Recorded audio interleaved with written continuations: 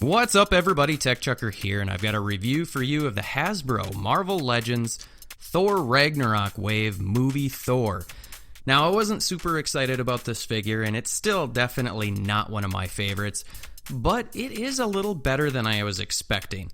But there are still some glaring issues that kind of just bug me. So let's go ahead and crack this thing open and take a closer look.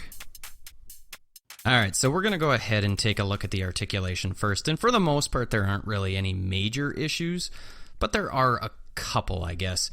His head is on a ball peg, and the head kind of pops off pretty easy, but he is able to look up a decent amount, so I'm pretty happy with that. He's able to get his chin all the way down into his chin, into his chest, I should say, and he's got good side-to-side rotation. There's really no issues there. A little bit of tilt, not a lot, but, you know, it's a little bit. In the shoulder, this is kind of problematic. He does have a ball hinge, but you can see that shoulder pad kind of bunches up weird, and it does kind of prevent it from rotating easily.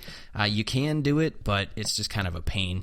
He does have an upper bicep swivel, and you can see how that shoulder pad is moving with it. We'll talk about that in a little bit. Double jointed elbows, no real issue there. It works.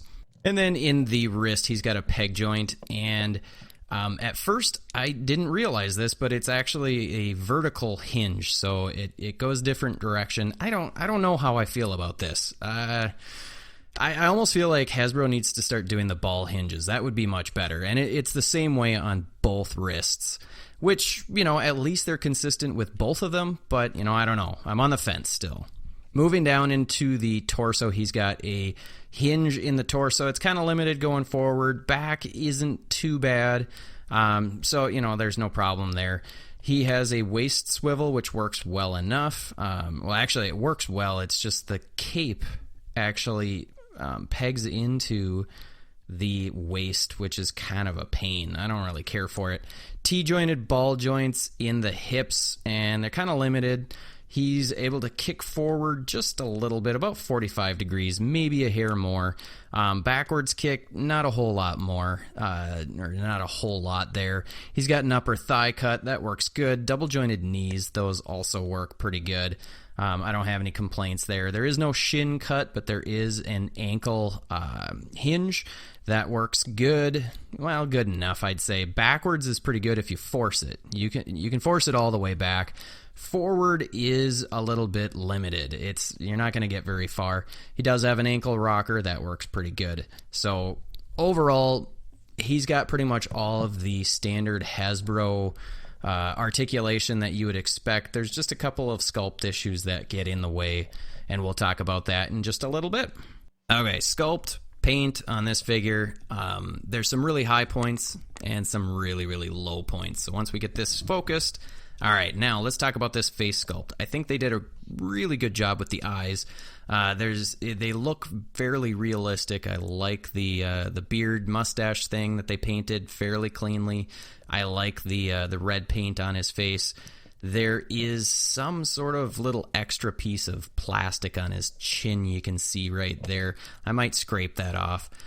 These side pieces on the helmet are really, really, really soft, and they kind of get malformed a little bit, but the rest of the helmet is sculpted very, very nicely, painted very cleanly. I like that little metallic bluish look. You can see these are super soft, so they're not always going to keep the look. Moving down onto the rest of the figure, the chest looks really good. I like the sculpt. I like the little red accent pieces or paint, the little brackets in brass. The shoulder pieces I talked about are terrible. So this is connected to the bicep, not the actual shoulder. So it moves around like that.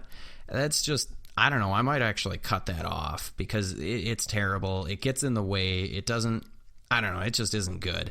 The rest of the arms are nice. I like these wraps. The upper wraps are silver. The lower wraps are brown. Moving down, you can see this belt buckle is sculpted really, really nicely. It's painted fairly clean.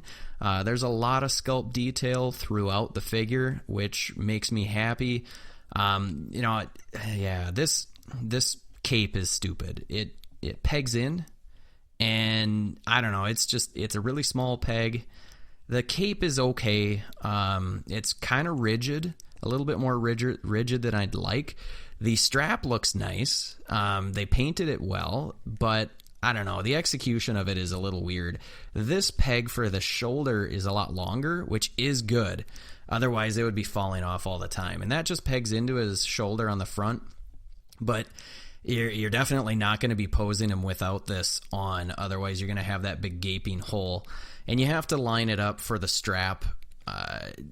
And, you know, it's okay. But whenever you use that waist swivel, that thing's going to pop right off. So just be aware of that you got to be careful when you're using the waist swivel, because that thing is going to fall off. But, you know, otherwise it's okay.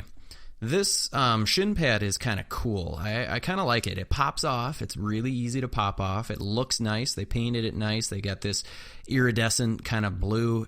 It is swappable to both legs, which, you know, if you, for whatever reason you want to do that, that's, you know, an option. I like the boots. The boots look good. You know that I like nice looking boots. They could have put a little bit of paint into it. But overall, I think it's okay. Okay, let's take a look and see just how tall this guy is. And he comes in right around 7 1/4, maybe 7. Yeah, about 7 1/4 inches tall, which is pretty decent size, especially for an Asgardian. And as always, we're going to go ahead and throw Deadpool in right next to him, because he's about 6 3/4 inches tall. So you can see that Thor is considerably larger than even Deadpool. Which I think is good. A little bit, I think his legs might be a little on the long side.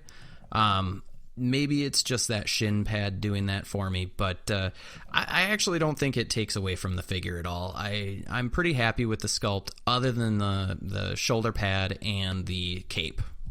Okay, let's take a look at the accessories. Thor comes with these 2 swords, and you can see they are bent.